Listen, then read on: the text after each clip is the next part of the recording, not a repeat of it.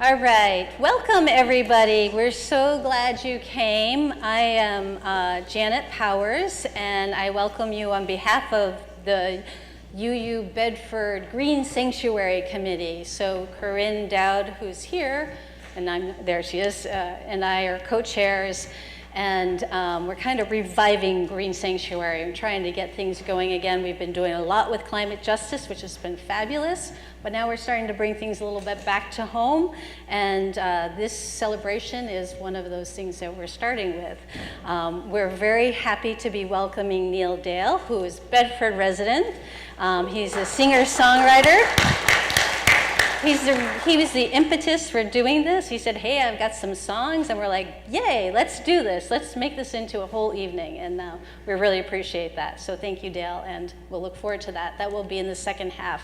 I understand we decided to try and save paper and just do some posted programs rather than passing out programs, and if it's a little bit hard to read, I apologize. The first thing up is going to be a very brief Arbor Resources Committee. So part of what we're doing here is we're bringing a few different environmental groups in, and they're going to tell us a little bit about what they're doing, and then sprinkled in between that will be some storytelling and the music and other groups. So we're going to start with Arbor Resources, and there's sorry, I don't have the mic. There's a mic right here. You don't have to worry about turning it on. It will be turned on for you. Okay. Hello. Should I stand up here? Sure, if you don't mind. I'm Deb Ettinger, and I'm on the Arbor Resources Committee. We look after the trees in the town and work with the tree warden to evaluate the health of trees and to select new trees. And one of the things we're very concerned about is the effect of climate change on the trees in town. So we've been researching all the information, trying to pull it from multiple resources for what trees are likely to do well and what trees probably are going to fail. And a lot of trees will sort of be in the middle and maybe not do as well, but still continue and be around. So Ken Prescott, who's a member of the team, has written a paper on what we know right now and what trees we recommend that people plant as well as the town. What trees, probably aren't such a great idea. And we have copies of the document upstairs on the table in the Bacon Room for anybody who wants to look at them. And we also have the document on the town website under the Arbor Resources Committee. And as we find more information, we learn more, we'll be updating that document and people can check for information there. And that's pretty much it. Great, thank you.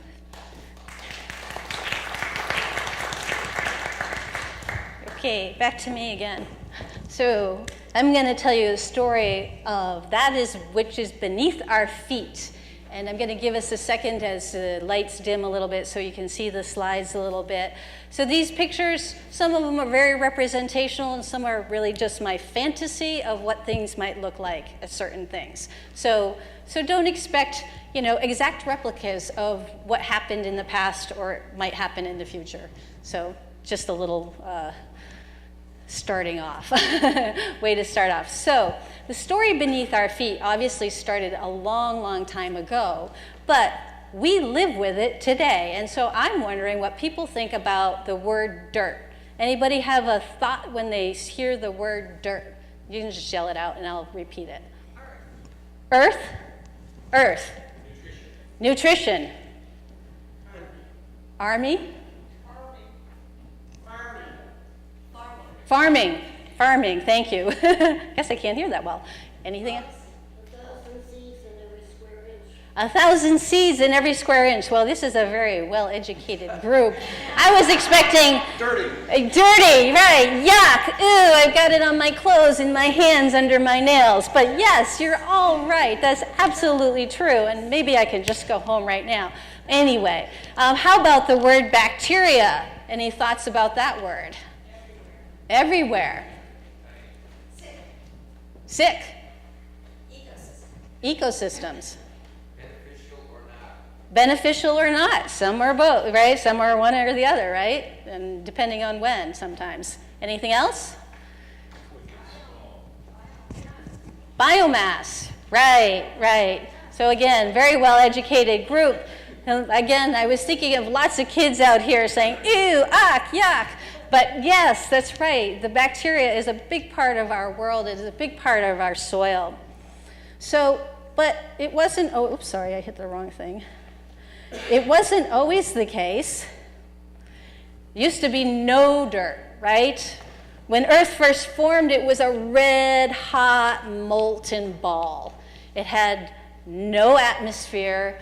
It was spewing hot stuff, and that heat just went off into the world because there was no atmosphere. It was frigid cold. It was like the Earth had no coat on. Has anybody gone out into the winter and not had their coat on? How did that feel? Ouch, it's cold. Yeah, and if you were to do it for a long time, what would happen to your body temperature? It would fall, right? You would get cold fast. So Earth was red hot and it had no coat on. But over time, because it was so cold, Earth started to cool. And as it started to cool, the volcanoes, and there were still asteroids hitting it some, and that process started spewing things into the atmosphere, and it started staying. And we started developing an atmosphere. And the very early on atmosphere was full of stuff that it would not be for us, right? You could not have breathed. It was very heavy in carbon dioxide. There's a lot of nitrogen, like there still is today. There was methane, but there was almost no oxygen. So the world lived like that for a very long time. But at some point, it went from this red hot molten rock to our blue-green marble, right? Our beautiful Earth. And I just want to point out one thing while we're here is that what is it that is kind of similar about the two Earths? They're both round, right? They're both kind of a whole, right? They're their own thing, sort of, right? They're not bits and pieces. They're actually, the Earth is a whole, and it always has been, even when it was much different than it is today. So as things cooled, as the planet cooled and we started having an atmosphere, we had more and more stuff in the atmosphere, including water vapor. And after water vapor collected in clouds, there came the rain. And yes, we've had rain. We know what rain is like, right? We just had a month of rain, basically. Well, imagine millions of years, millions and millions of years of rain. And eventually that filled the depressions and the areas of the Earth that were lower, and that became our oceans. And the very first living beings, oh, I keep doing the wrong thing, sorry. I practiced and everything.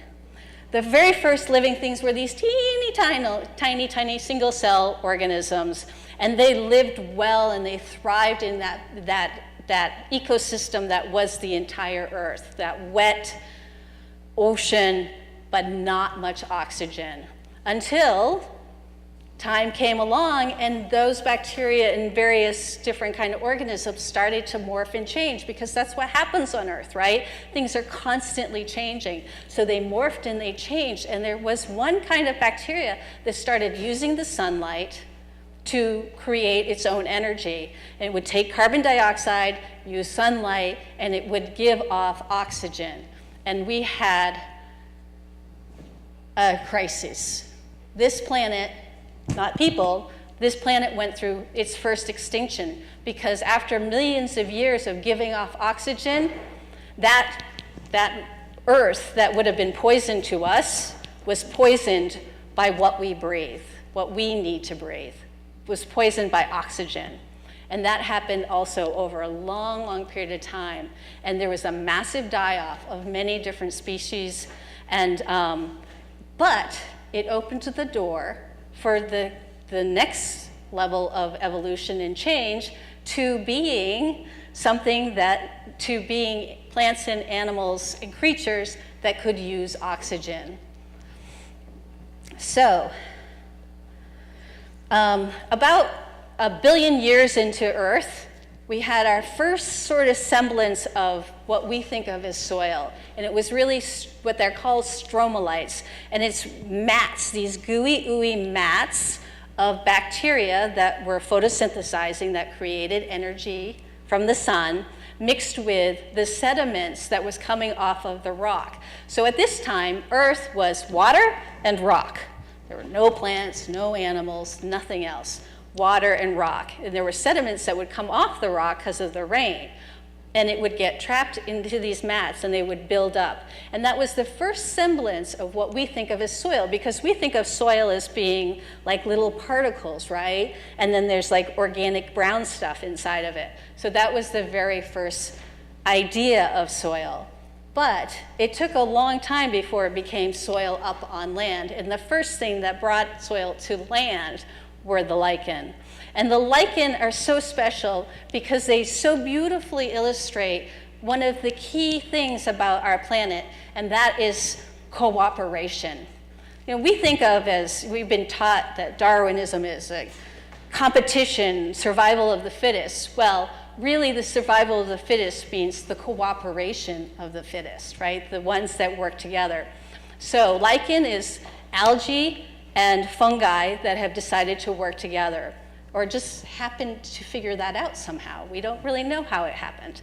So the algae are the ones that take the energy from the sun, and they make carbohydrates. They feed it to the fungi. The fungi takes the minerals from the rock and gives it to the algae. And so they share back and forth. And that is what first colonized the land area of planet Earth and really started making it possible for soil.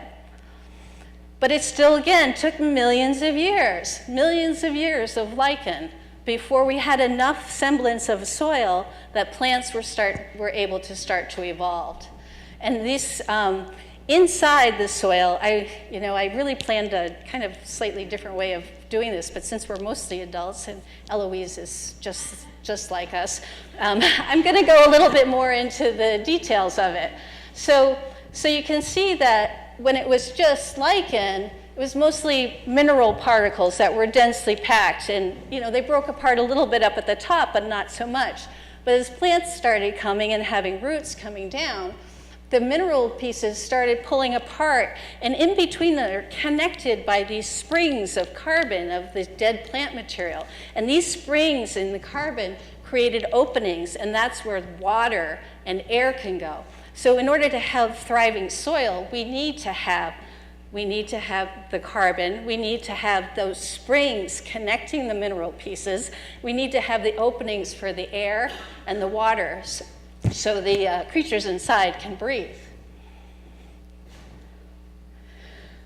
And this is all driven by photosynthesis, which I've already started talking about a little bit. Photosynthesis drives the carbon cycle.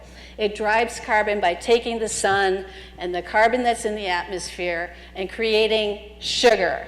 And I was all set to have like sugar, ooh, yeah, yum. So you can say that if you like.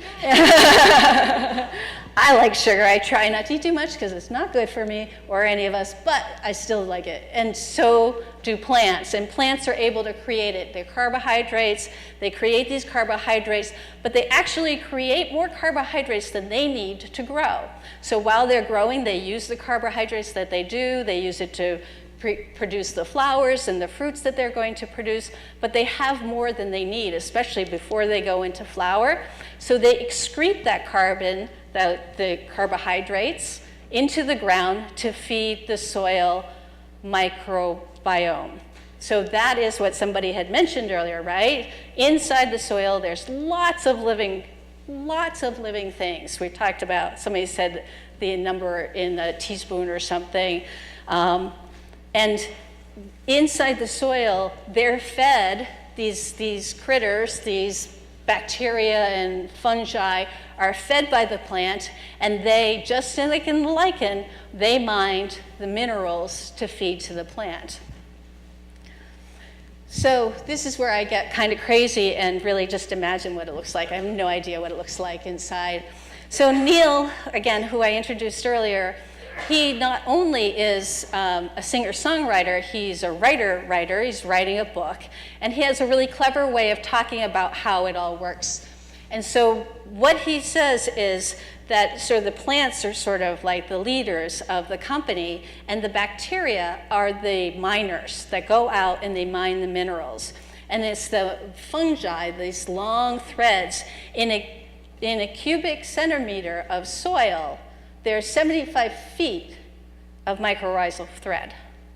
So that's an awful lot. And there's 10,000 different species of bacteria. So it's an awful lot.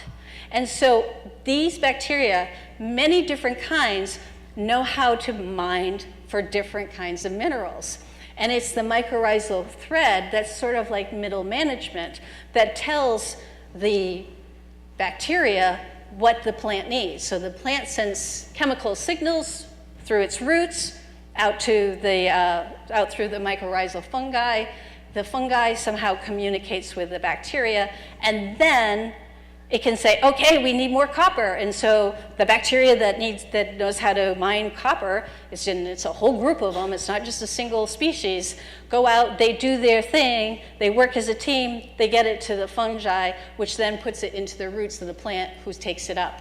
It's a very complicated system, but the beautiful thing is that nothing lives alone. It's all a part of this whole, right? You see a tree, we see a tree. You know, and trees are wonderful, right? And they're wonderful individually, but they're not alone. They don't live alone. They never did. We don't live alone, not just in our communities, but in the community of the planet. There is not a single thing on this planet that is living alone. So it's natural cycles that are the conveyor belt of moving material. So one of the things we talk about, especially with kids, is that we're all made of stardust, you know, and isn't that amazing, exciting?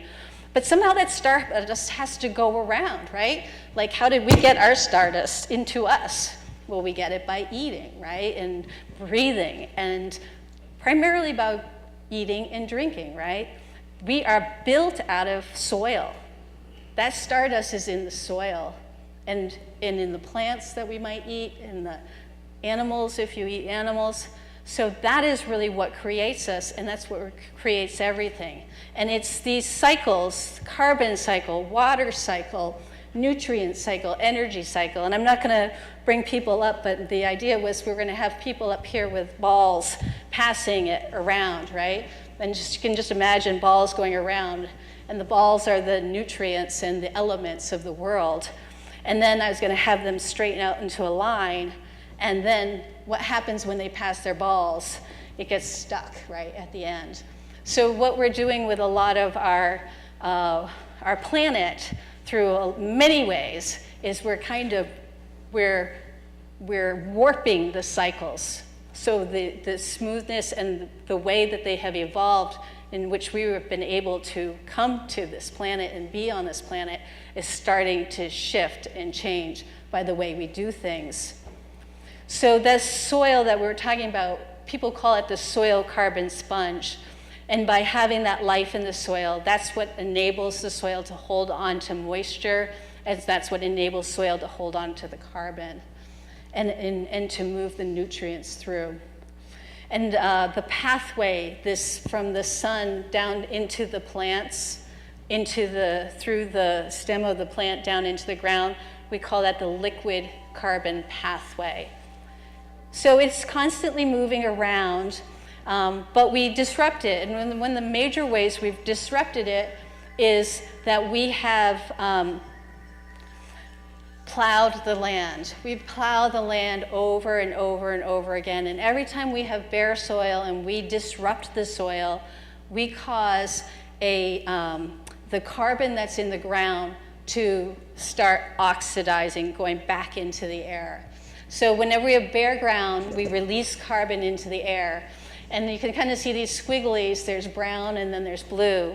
Well, it's known now that the water follows carbon. So if we open up the soil and till the soil regularly, we break up the fungal hyphae, we break up that sponge, we kill off bacteria and hyphae, and we lose carbon to the atmosphere, and we also lose the water to evaporation. So water follows carbon. If we have dense amounts of vegetation, we're pulling carbon from the atmosphere down into the ground. And that is the key ingredient, that's the key process that we need to think about when we talk about wanting to put carbon back into the ground. We've been disconnected for a long time. It's not any one person's fault. It's the way our culture has evolved, and it's actually helped us, enable us to become the cultures that we are, right? But now we think of life as a pyramid, and we talk about the base of the life is usually plants and insects and really small beings. And then you go up a step into the next one, and it might be some animals in that, and the animals eat those plants and maybe some of the insects. And you go up, and then the animals are eating just other animals, and you go up, and you have, you know, the fewest, highest predators, and we're amongst that tip. Right? We're at the very top. So the problem is we've lost the fact that we're also connected to the soil. Without it being in the soil, without it being that start, we cannot function. That stacking doesn't work. And I would venture to say that we should be saying the ground, that's what is life, you know? We're life, we're a part of life, but the thing that gives life to all life that is on land at least, it is the soil. And so we really need to reconnect to that. On top of it, many of you know we're also extracting dead carbon, carbon that's been deep in the ground, and adding it to the atmosphere, which is also throwing that balance, that cycle off, and putting all those balls down at the end in one place. So I liken it to turning this planet inside out. We're pumping out carbon, we're pumping out water, we're paving over things. We're actually taking the planet and kind of reversing it. Obviously not completely, not literally, but to a degree, the molecules that make up much of our planet, we're doing a lot of that right now. And if we think about how human settlements have largely happened, they're almost always along water edges. And water edges happen to be the most productive places to store carbon and to have a soil sponge, right? That's where we need it the most because water's always coming and going. So before a lot of large-scale cities have evolved, we lived on the coast. A lot of people lived on the coast, but it was part of a system on whole that was in balance. But over time, we've come to, essentially the land is covered. It's covered with buildings and pavement, and you might have a patch of lawn or a tree here or there, but it's almost like it's reverted back to the way it was when it was all rock, right? It's like we're reversing. Not only are we turning it inside out, we're going backwards. And especially on the edges where it's most critical that we need life, and we need that soil sponge. So it's my hope that someday our cities at the edges will look more like this, ultimately, right? That it will be green and vibrant. And when we talk about infrastructure, that we're in negotiations about new legislation about infrastructure, that we have green infrastructure. And I mean that to include alternative energy, like it's talked about now, but I also mean it to include plants. We need plants. We need plants everywhere. We need to start restoring that soil carbon sponge. And we need layers of plants. We need plants that are high and low and down on the ground, not just one sort of monocrop. It's become a real issue for us. So I think it's really exciting. I went to a Peabody Essex Museum exhibit where everything that was in it was designs based on things that happen in nature. And it's really a wonderful exhibit, and it might actually still be up there. And some of them were these like buildings that were actually built out of living things, right? And that's sort of futuristic, but I think that's a futuristic that we have to start imagining. And personally, I think it could be beautiful, and I think it could be marvelous. And that's the kind of future I imagine and would like to be a part of making happen. So it's really the water cycle that is key to climate disruption, right? It's the floods, it's the fires, it's the droughts. And so by restoring the soil, we start to restore the water cycle, which is, all the cycles are important, but the water cycle is the one that really is going to have the greatest effect on what happens down the line in the future for everyone. So I'd like to as I'm winding down, I just want to step back and think how we, myself included, have stepped away from nature. We are no longer a part of nature. Very few of us. I spend a lot of time outside, and I still feel like I am no longer that as connected as I could be, and not living in this sort of symbiotic relationships that we really need to be having happen again. And they're still happening. So by reconnecting with the earth, with the soil of the earth, we can start making those connections. We can start thinking of the world around us is not chaos, but complexity. That it doesn't have to be simple. It doesn't have to be easy for us to decipher. We don't have to look at a building and be able to read it. What we need is the complexity of life. And sometimes that might look really messy, and other times it might not. Especially over time, I think we're going to be gardeners. We're going to continue to garden because we have transformed so much of this land that we have to kind of continue to start bringing it back.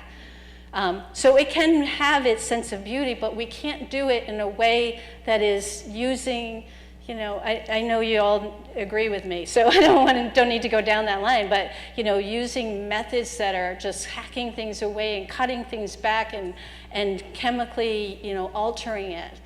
It's the way it looks is really not that important. However, it is important to us, so we need to balance that. We need to balance the way things look and what we think we're comfortable with, what is alive. We have to use that as our primary determinant, is what is alive, and then try to start working our aesthetics into that. And we really need to embrace the fact that we are biological beings. We are biological inside of us. We have biology, we have ecosystems inside of us, and we are connected to the whole planet through biology. Life is what has created this planet. It's really altered you think of the planet as like a rock, it's geology. Well, our geology has been formed by life, and it will continue to be, whether we're here or not, because there is other life here too. So embrace our biological being. And the final slide I want to share is a quote by Vandana Shiva. And she is a huge inspiration to me and has been for a long time, ever since I saw her at a NOFA conference many, many years ago. And she wrote, "In nature's economy, the currency is not money, it is life." And so I'd like to have all of us think and start spreading in our lives, yeah, we need money. We need money to live. That's how our lives run. That's how our communities run. But nature is the currency, and life is the currency that really makes everything happen. And if we can start shifting our focus to valuing life over our money, then we have a chance of starting to make the changes that we really need to make.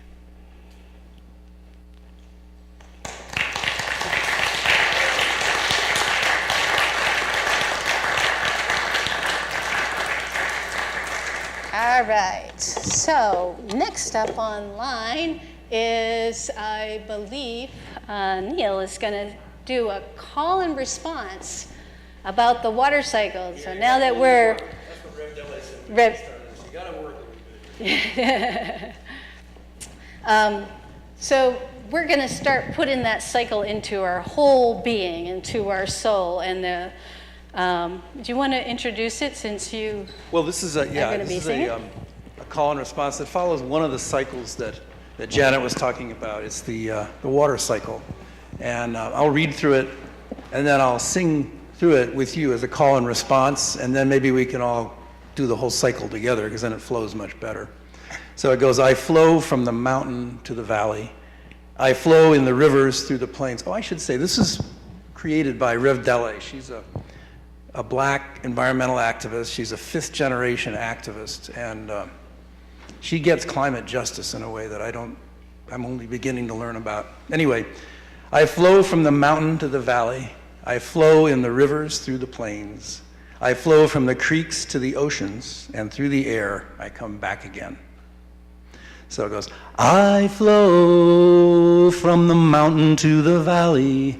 I flow in the rivers through the plains.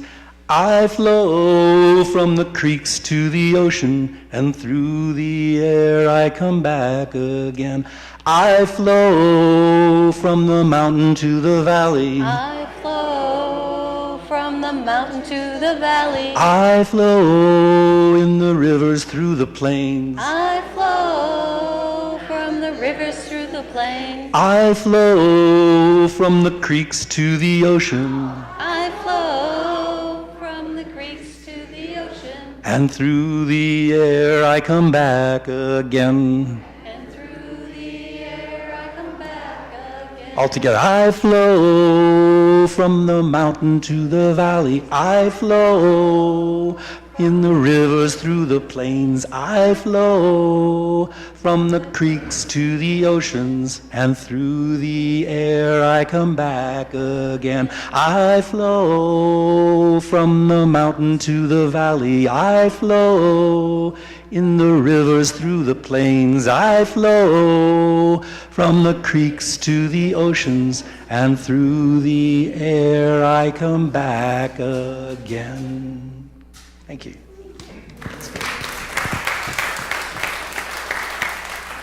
All right, next up we have the Energy and Sustainability Committee, and I think Dan Bostwick is going to share something with us.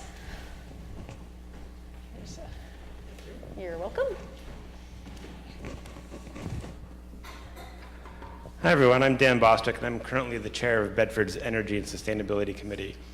The committee's been around for about 11 years. It used to be called the Energy Task Force, and it was focused primarily on reducing energy use by the town.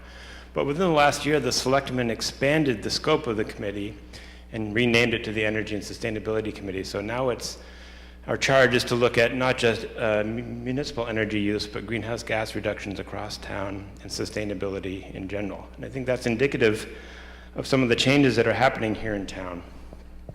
So I'm going to tell you about some of the things that are going on at the municipal level. And since Janet said that this is a concert, I decided I would do it in verse.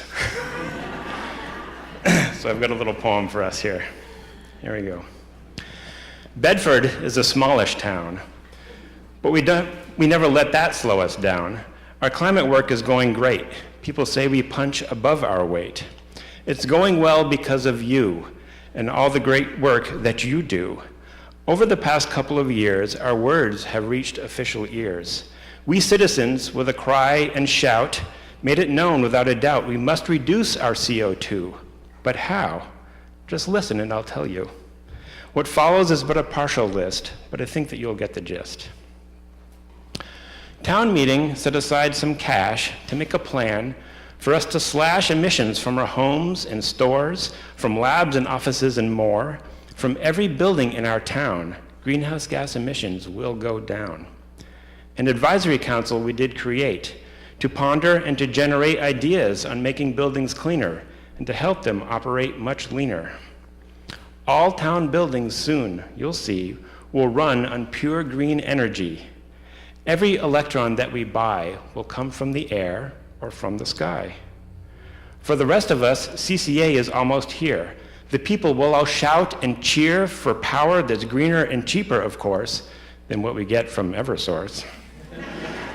Another cause for celebrations are the 10 new EV charging stations.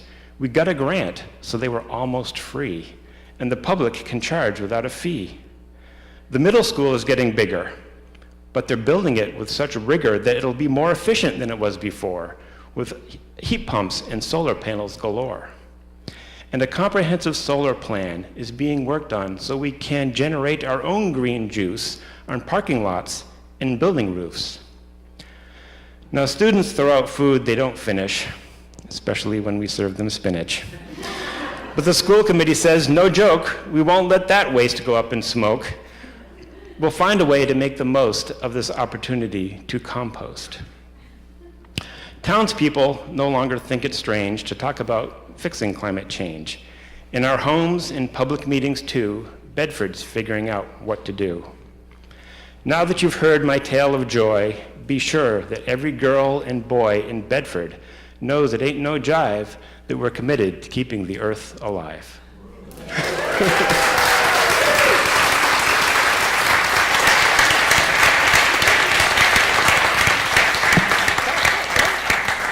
All right, so that's it for the first half of our evening. We have snacks upstairs, and everybody is welcome to come and hang out. Some of the pictures you saw up there are hanging up, as some others are of mine. I'm happy to answer any questions, but I won't be giving any sort of presentation or anything up there. But feel free to ask me anything about any of them if you are wondering. What? Postcards. Okay, so also upstairs there will be the brochures that the Arbor Resources has, and also Mothers Out Front have postcards, Mother's Day postcards, which we're asking people to sign. We will be collecting them and bringing them to our governor, Governor Baker, in a request to have him get really serious about drawing down our use of fossil fuels. And one of the big ways we can do that right now is to shut down a compressor station that they're trying to get onto line before it gets there. So we might wonder, this is a compressor station in Weymouth, Massachusetts. You might wonder, how that really affects us here. Well, one of the big issues, as Dan was just talking about, is that dead carbon that we're putting up into the atmosphere. We really want to slow that down. And what this compressor station does is it is the key connection between all of the fracked gas that is coming from Pennsylvania to a pipeline that goes up to Canada, that is where there is a liquid gas plant and will be shipped across to Europe and perhaps other places. So if in Massachusetts, in Weymouth, Massachusetts, this compressor station is completed, the flow of natural gas, which is really methane gas, and is a very powerful, potent greenhouse gas, will turn up the volume. It's like right now we have fracked gas coming from Pennsylvania at a steady state. But by having that compressor station link up to this other pipeline, it's going to be like turning it on full blast, because it won't be for our use, it will be for the world's use. And if we really want to stop and start slowing down our use of fossil fuels, this is a really key element in Massachusetts' fight against climate change for the world, not just for ourselves. So there's that long explanation. These postcards are up there, and you can sign them. You don't have to worry about writing in the address part. You can write a note to Governor Baker if you want to add your own thoughts about it, because we will be hand delivering them on the day after Mother's Day or something like that. So we will be doing that soon. So we invite you to look at the table with the information on there and pick up a card and sign it and just leave it. You don't have to mail anything in. All right, so let's go eat. It's my pleasure to introduce Neil Dale, resident of Bedford, author, singer-songwriter, and he's writing a book, and he just told me the name, and now I've just spaced as we speak. Who is the Earth? So something to look forward to. He's got a wealth of information, and he's poured this into his art. He's also a visual artist, which we're not getting to see tonight, but clearly he is somebody who has taken a wealth of scientific understanding of this planet and able to funnel it through his heart and has come out in his music. So please join me in welcoming Neil.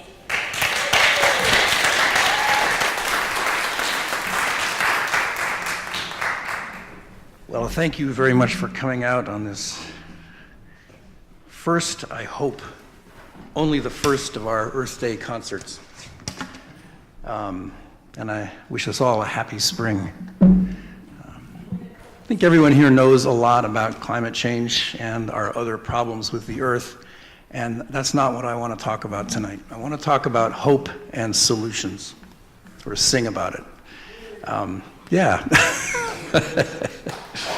I propose that humanity, well, first of all, just in that line, 80 years ago, any of us know that there was a problem with burning fossil fuels. And for something the size of humanity to change doesn't happen that fast. So I propose that humanity is like a small child. We're about 2 years old. Like we're in the terrible twos. And we're just finding out, we're breaking things. And we're in the process, we find out that there are bigger systems there that we were breaking. We didn't know. We didn't know they were there. And also, like a child of that age, we're just learning that our mother is actually a real, distinct entity. And there are limits to what we can do, and ultimately also responsibilities.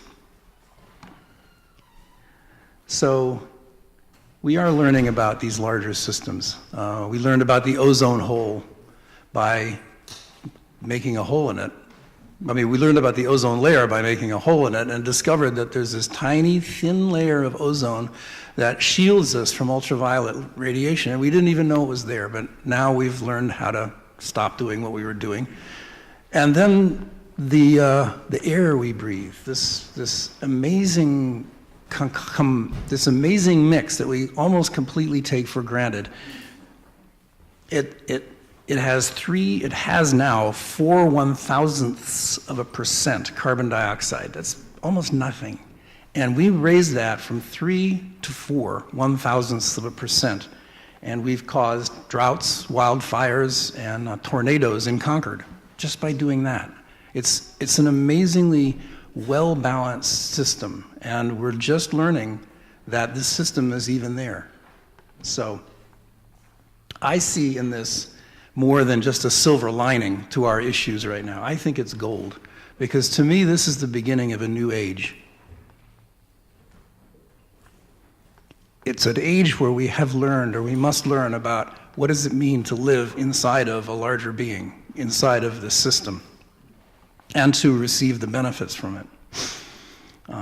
So this first song I'm going to do is called Arms Around Us All, and it comes from, in part, from the parental experience of having more than one child and discovering that somebody did something, and it's a he did it, she did it, and nobody knows who started it. And I guess part of this song is from the position of, is there something larger than us, some larger being who is asking the same thing about us? When I got home, I shut the door. I really couldn't take much more. My kids were jumping on the floor, and then my cell phone rang. But somewhere far away from me, an old opossum in a tree, he's hunkered down so peacefully, gazing at us all.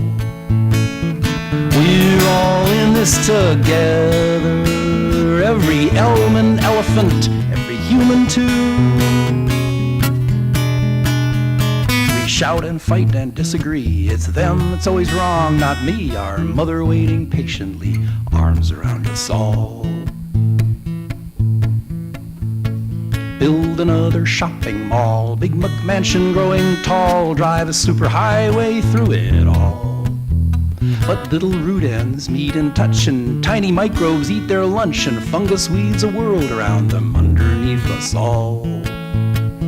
We're all in this together, every crow and coconut, every human too. Shout and fight and disagree, it's them that's always wrong, not me, our mother waiting patiently, arms around us all. And if your life is just a bore, each day means 100 more. Your cares are caught in cubicles and screens. Somewhere on the open sea, a dolphin's jumping, swimming free. She's swimming upside down, blowing bubbles at us all. We're all in this together. Every loon and liverwort, every human too. We shout and fight and disagree. It's them that's always wrong, not me. Our mother waiting patiently, arms around us all. They're trying to hype another war. Everybody's keeping score. You've got to make someone to hate be worth fighting for. But when I want to criticize, I find that I can lift my eyes and watch a golden eagle soaring high above us all. We're all in this together.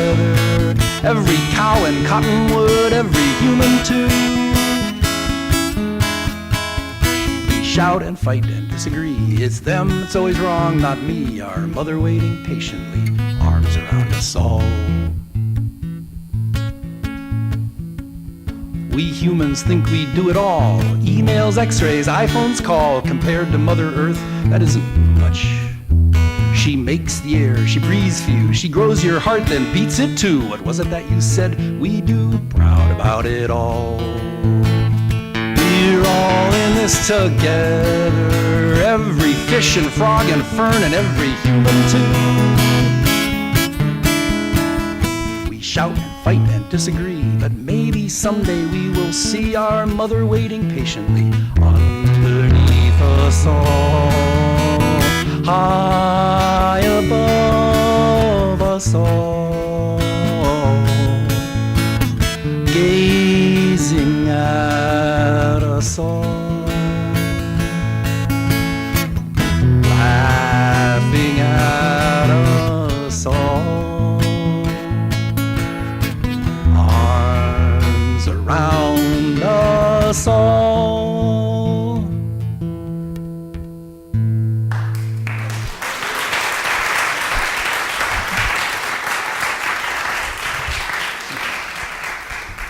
So there are a lot of groups actually now working with this issue. I mean, our governments are way behind, but there's a lot of people out there working, and we've heard from a couple of them that are working in Bedford, or we'll hear from more this evening.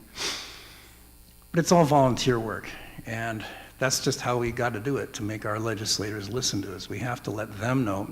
They reflect us. They have to let them know that we care. So this song is called Help Wanted.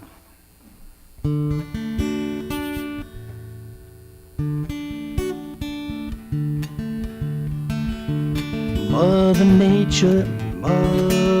Nature needs your help today. Don't stand back and watch her die.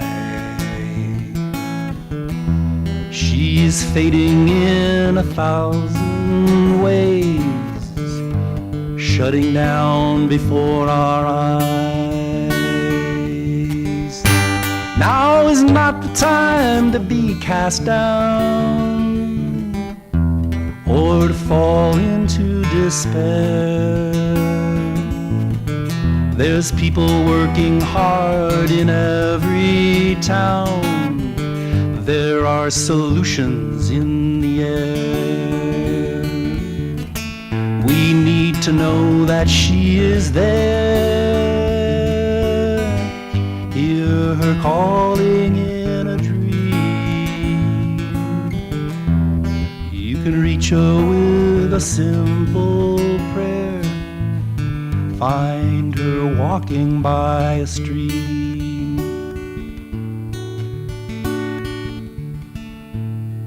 They're fighting pipelines as the planet warms.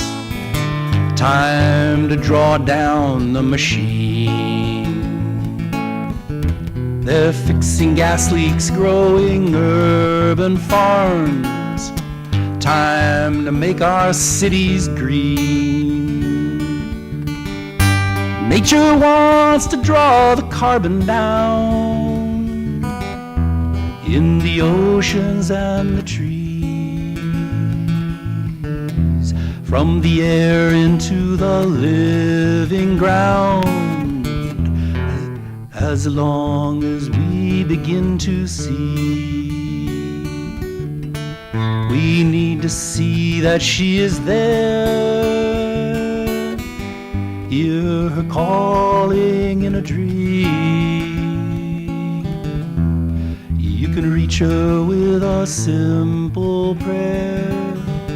Find her walking by a stream.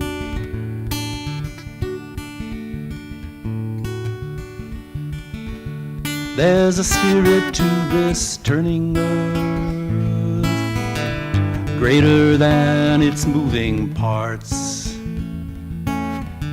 Between all the creatures of her birth, in between all of our hearts, there are things that only she can do. She can give us all we need. Find a way to let her into you. Plant a new world with this seed.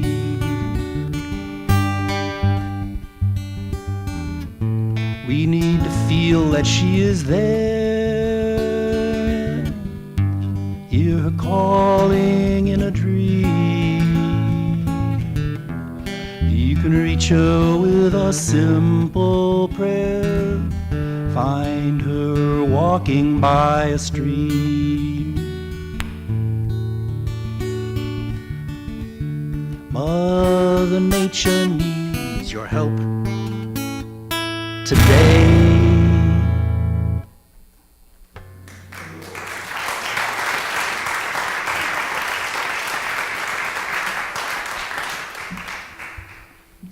So one point a few years ago, I asked a lot of people what they thought about the idea that the Earth might be a living being. And it was very interesting conversations, and a lot of people said they thought it might be, and there was a lot of furrowed brows and questions about the Gaia hypothesis and things like that. And I changed one word. I said, how do you feel about the idea that the Earth is a living being? And it was really amazing. Almost 80% of the people, without hesitation, said, yeah, I feel that's right. So it's interesting how we get this idea. Part of the reason I'm singing. But if the Earth is a living being, then maybe some human emotions, basic emotions like love, are maybe coming to us from a larger level. And if that's the case, how do we perceive it as individual beings inside of this larger entity? So this song is called Heart of the Earth.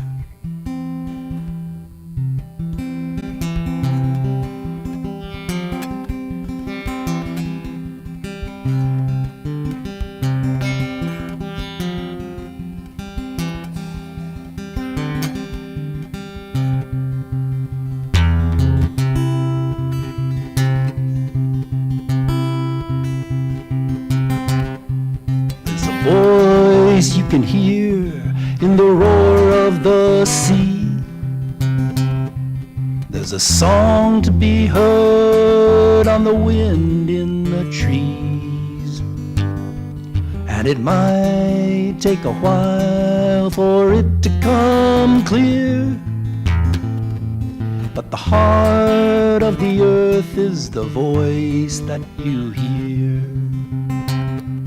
And it feels like the call of the wild, and it shines with the light in the eyes of a child, and it shines with the stars in the heavens above.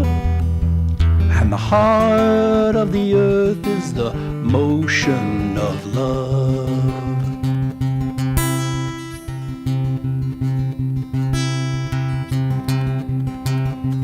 Fill your lungs with the air and hold it a while.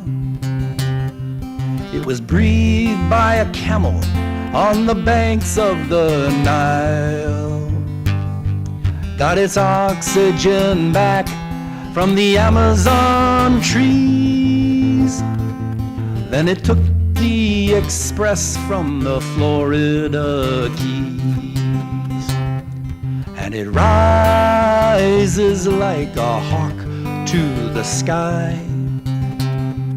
And it feels like that thrill when she catches your eye. And it shines with stars in the heavens above.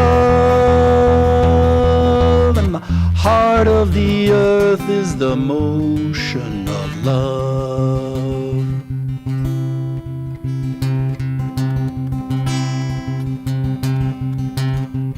Dig your toes in the dirt in any backyard, and you're part of the earth, whoever you are. The dirt runs under cities, under any wall, from the poles to the tropics, connecting us all. And it feels like waking up from a dream, and it fights like a salmon that's swimming upstream. And it shines with stars in the heavens above. And the heart of the earth is the motion of love.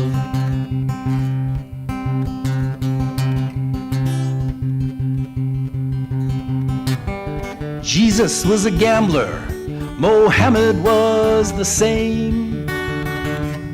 They went all in for love in playing the game. And the Buddha greets Moses over the sea. We'll be brothers and sisters eventually. And it cries out in the land of my birth. And it rides with the dawn as it circles the earth. And it shines with stars in the heavens above. And the heart of the earth is the motion of love. And it cries out in the land of my birth. And it rides with the dawn as it circles the earth. And it shines with stars in the heavens above. And the heart of the earth is the motion of love. The heart of the earth is the motion of love. Yes, the heart of the earth is the motion of love.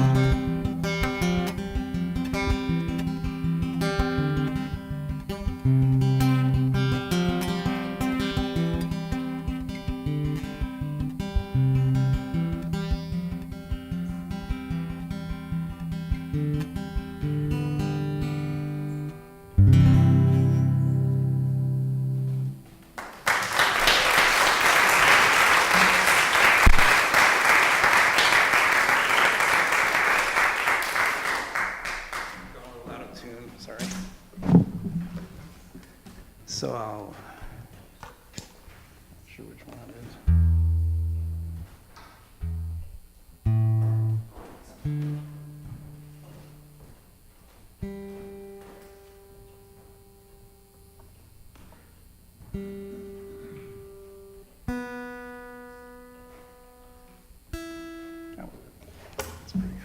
So what does the awareness of the earth have to do with solution?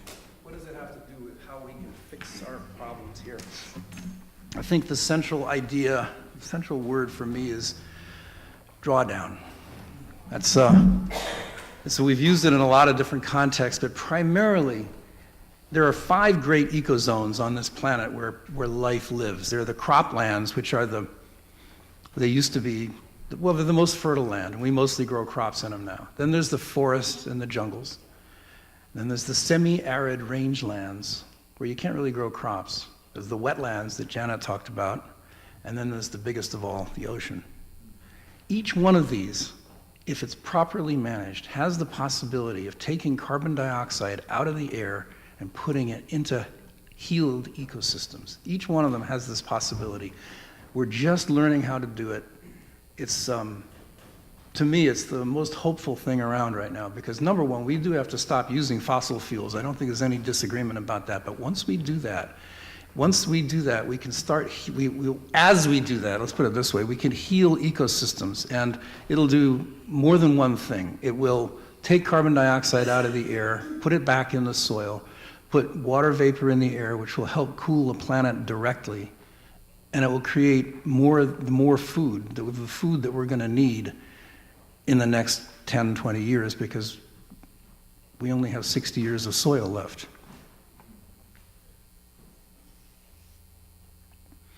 And each of these methods involves thinking about whole systems, thinking about the whole thing together. They're not narrow choices like using better fertilizer or editing the genes of plants so that they soak up more carbon. It's not about that. It's about understanding the whole thing and working with it. And it's a fascinating thing. On the croplands, it's called regenerative agriculture. It's no-till, Janet mentioned that, cover crops.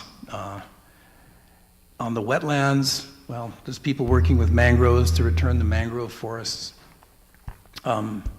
Anyway, this is a general song called, I would love to see it happen all at once. It's called The Great Drawdown, so this is my vision.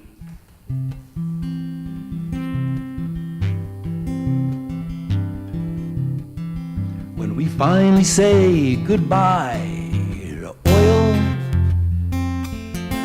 and we leave the coal and methane in the ground, we will pull the carbon from the air in the great drawdown,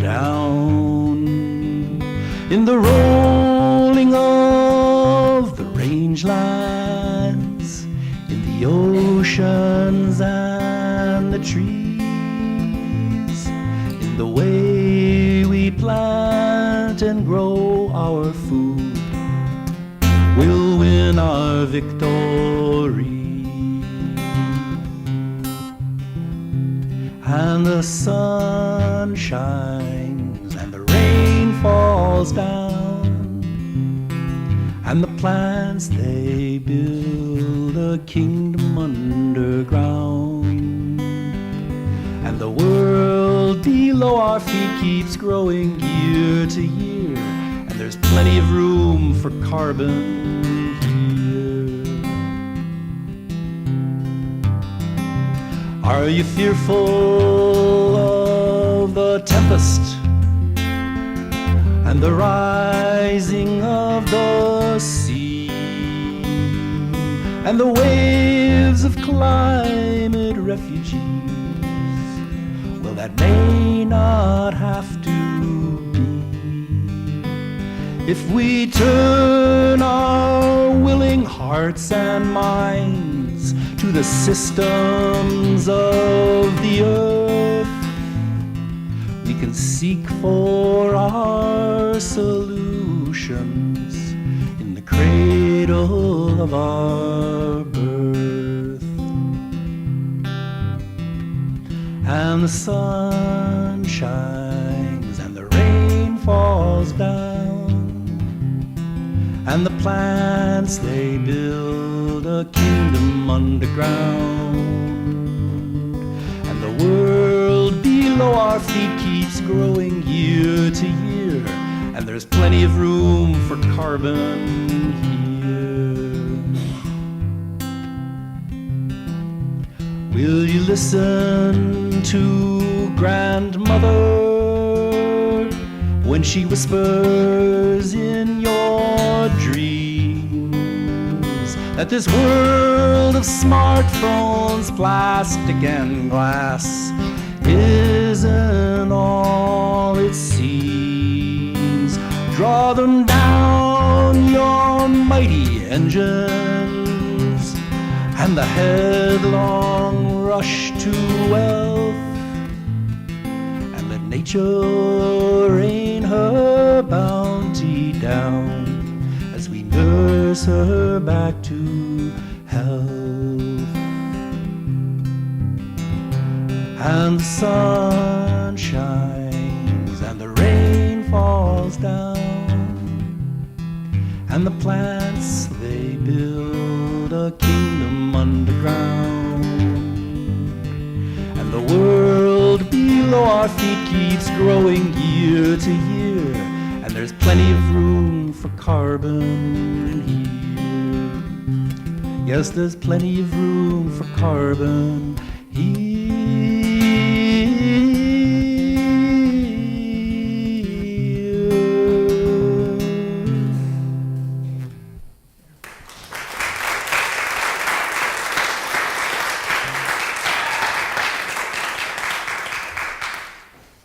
So one of the other great ecozones are called the rangelands. There's some 30% of the dry land. They're mostly degraded now. And there are management practices that use cattle to actually heal this ecosystem. The flowering grasses evolved some 100 million years ago, but they evolved along with ruminants like cattle and buffalo and dung beetles, and the whole thing, they all evolved together as a system, and that's what it takes to make them a living system. And if you take one of them out, the system degrades, it doesn't work. So I think the simple thing to say to vegans and vegetarians and everyone who's interested in this is we have to free the cows from prison.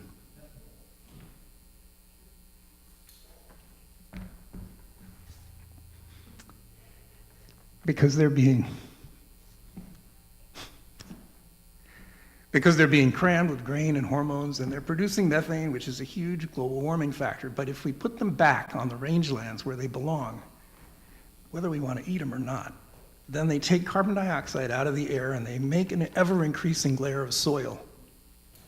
So a healthy grassland also produces far more ionized water than it needs to completely neutralize all the methane that cows put out. So that's just a bogus story that's been put out by, frankly, I think frack oil companies. Anyway, but these practices are not fly-by-night. They've been used for several decades, over 30 million acres worldwide. Started in Africa, Zimbabwe, and now it's developed in Texas. I love this, Africa and Texas working together. And now in Australia and Patagonia. So anyway, this song is called Long Lost Child.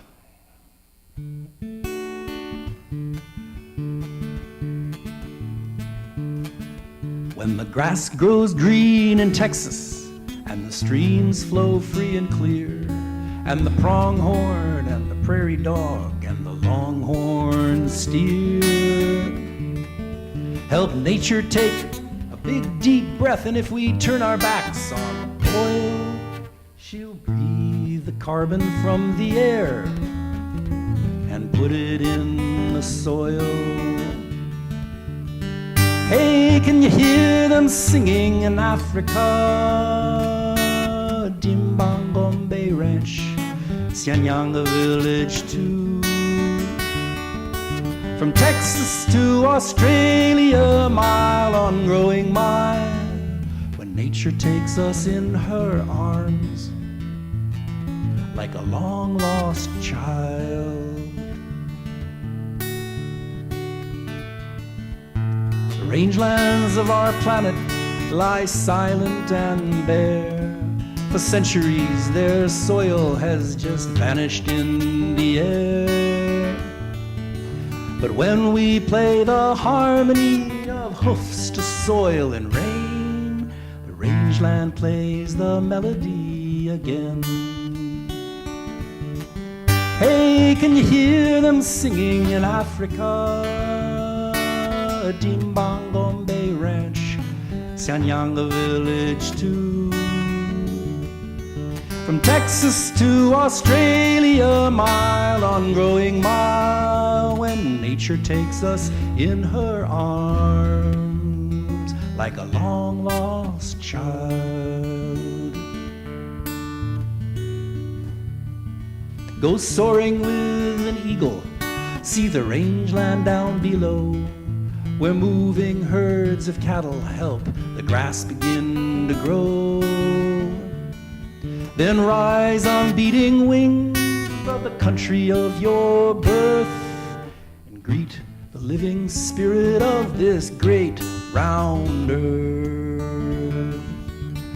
Hey, can't you hear them singing in Africa? Tim Bom Bombay Ranch, Sianyanga Village too. From Texas to Australia, mile on growing mile, when nature takes us in her arms like a long lost child.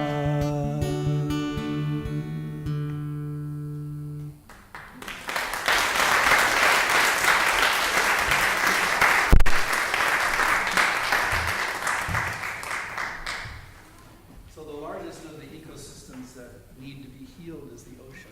Something like 70% of the surface of the earth is ocean. And they're severely degraded, as you know, the ocean acidification from global warming. Also, the surface layers are heating up, which prevents overturning. Nutrient-rich cold water is failing to get to the surface now because the surface is too hot and is causing major destruction in ecosystems. And on the other hand, we've been treating the ocean like a mine and just grabbing fish out of it to the point where, you know, all the major fish stocks, all the big fish stocks are in decline. So we've got to do something about it. I don't think anybody disagrees with that. But there are a few people who are actually working, again, trying to understand the big systems because it's very complex. We have to experiment. Nobody knows the answers, but there are encouraging possibilities that even the ocean can actually, if it's working right, if we rebuild the fish stocks, they're made out of carbon after all. They'll take carbon out of the air, and when they poop and when they die, stuff will filter down to the bottom, and carbon will leave the circle and actually get sequestered.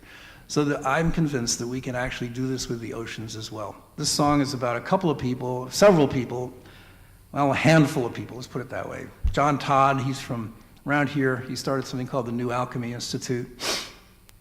And he puts together ecosystems that do things like eat pollution. It's kind of amazing. He calls them living machines. And then there's Brian von Herzen, who has a thing called the Climate Foundation, and he is working with seaweed farmers in Zanzibar, mostly women, to bring water, cold water up so that their seaweed crop will actually start growing again, because right now it's fading away. So there are people who are working with systems. You know, there are people working with mangroves and coral reefs. So this song is called Neptune's Call.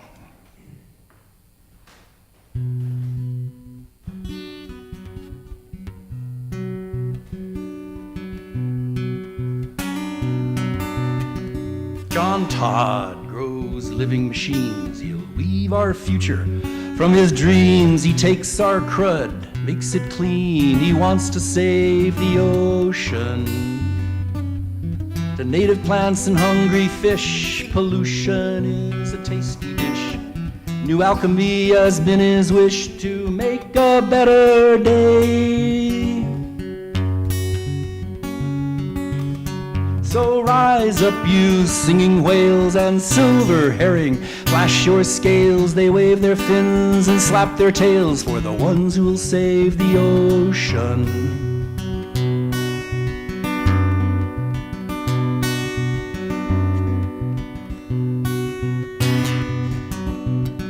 Von Herzen's crew is there to help. They're growing nets of waving kelp, home to fish and sea lion whelp. They want to save the ocean. When global warming stops the flow, they're bringing water from below to help all ocean life to grow and not just fade away. So rise up, you singing whales and silver herring. Flash your scales, they wave their fins and slap their tails for the ones who'll save the ocean.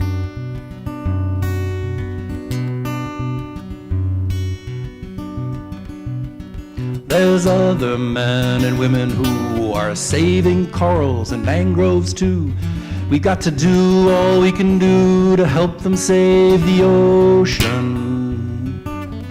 A living ocean year to year pulls carbon from the atmosphere. A new horizon dawning clear, let's set our course that way. So rise up, you singing whales and silver herring. Flash your scales, they wave their fins and slap their tails for the ones who will save the ocean.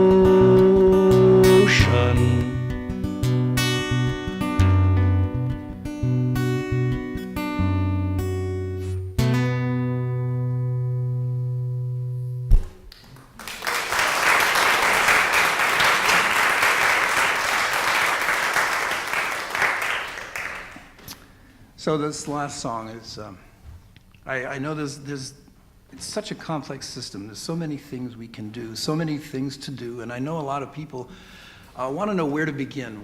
How do we start? What do I need to do? And I agree. It's an interesting question, and this song to me is about. I would say this is where we must begin. It's called "Didn't Mama Tell You?"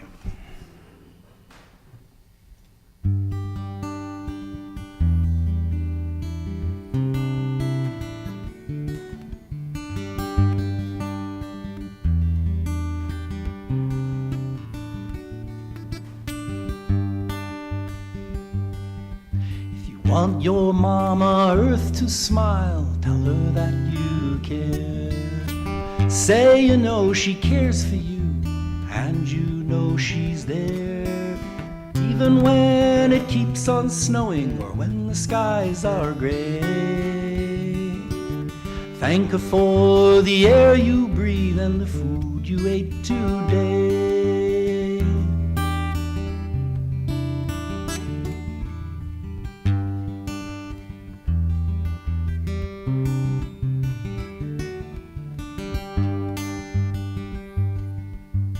Didn't Mama tell you she is always there? Didn't Mama place this planet in your care? Swimming in the water or singing in the trees? Didn't Mama give you these?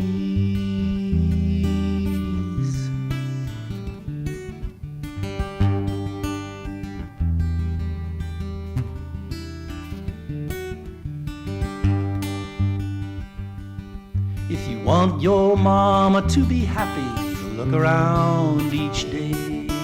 You know you'll always see her working in some familiar way. Maybe you will hear her singing between the rose and bee, between the robin and the worm, between you and me.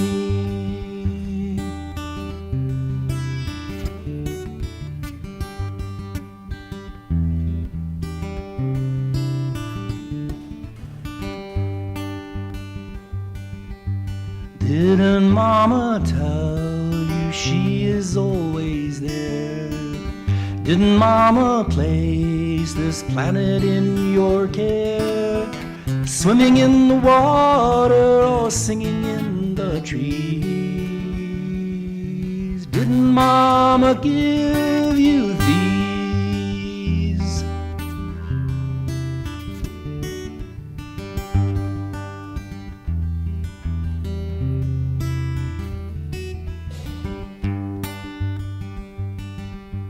Maybe if you thank your mama each day and every night, she just might find a place for you, tell you it's alright.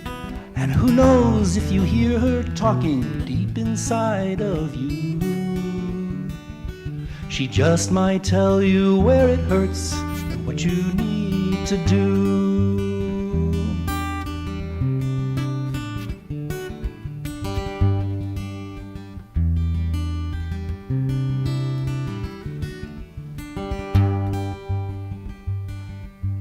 Didn't Mama tell you she is always there? Didn't Mama place this planet in your care? Swimming in the water or singing in the trees? Didn't Mama give you these? Didn't Mama give you these?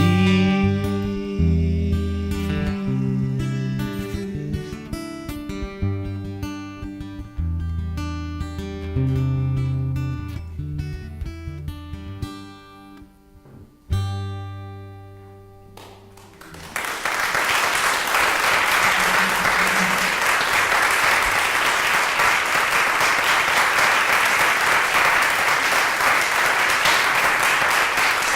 you very much.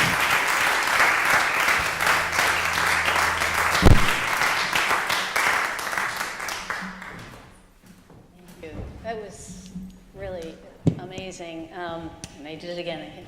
Keep hitting the mic. But yeah, I really feel like we need to funnel what we know into our hearts and into our souls and into the deepest recesses of our own beings. I think I'm too close to that thing, so I'm going to move over here. And so we just want to take a moment before we do our final skit to have a moment of quiet. And I'm going to ask you to do something really weird, okay?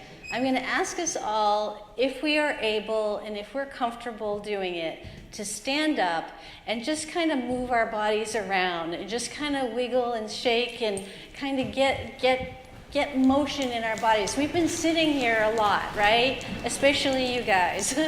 So let's just wiggle and shake, and you can do your legs and your hands and just get motion, because we are motion, right? We are part of this planet which is in motion.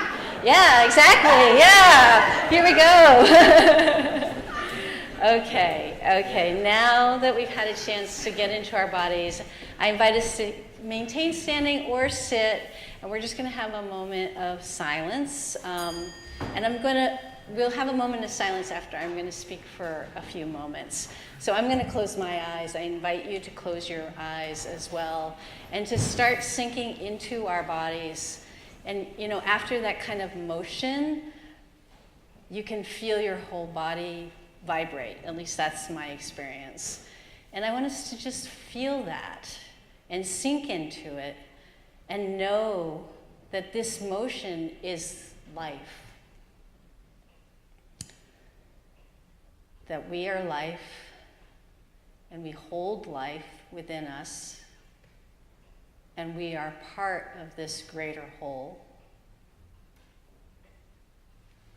And let us just let that sink into our hearts.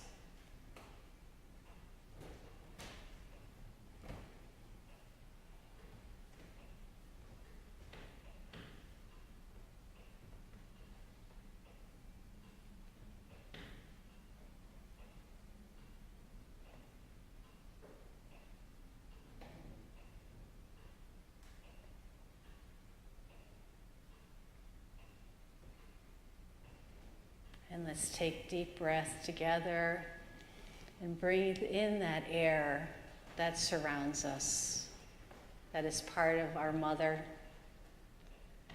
and that connects us all every day through every moment.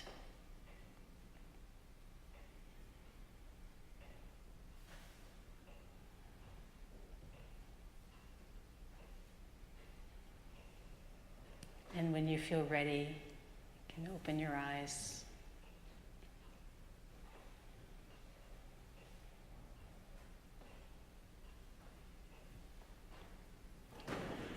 We're really blessed to be on this planet. This planet is something truly remarkable.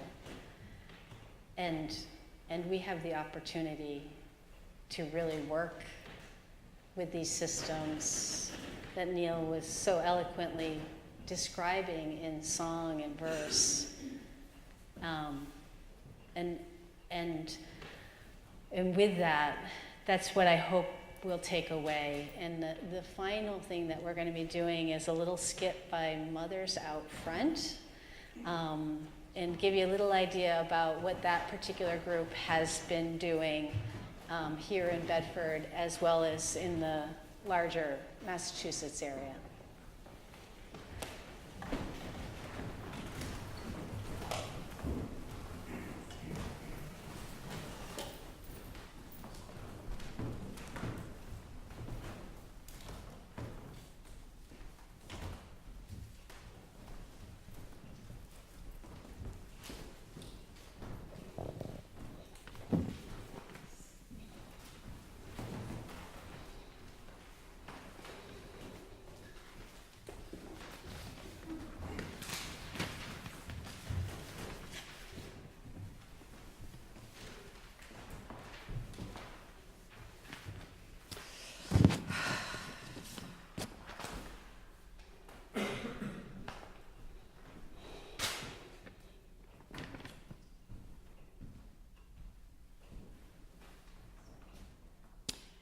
We are mothers, grandmothers, caregivers, uniting forces like converging rivers. Global warming, worse by the hour. Let's work together, strengthen our power. No time to waste. Wished we'd start sooner. To ensure a livable climate for our children's future. Mothers Out Front, grassroots organization, local groups popping up all over the nation. Mobilize with us. Any race, any gender, our mother's voice front and center. UN scientists say we have 11 years left to avoid global collapse. Let's rally together, never give up, make a big splash. Fire, floods, asthma, much to blame on climate change. Marginalized communities, shortchanged. Environmental stewardship, too long ignored. We'll pressure our leaders until Earth gets restored. Transition from fossil fuel to greener, cleaner energy renewal. Deforestation, refrigerants, food waste. Many climate contributors, they're interlaced. Got to stop this crisis before it stops us. For our kiddos' future, acting now is a must. Love, urgency, hope, all are key. Connect with Mothers Out Front. Please, please.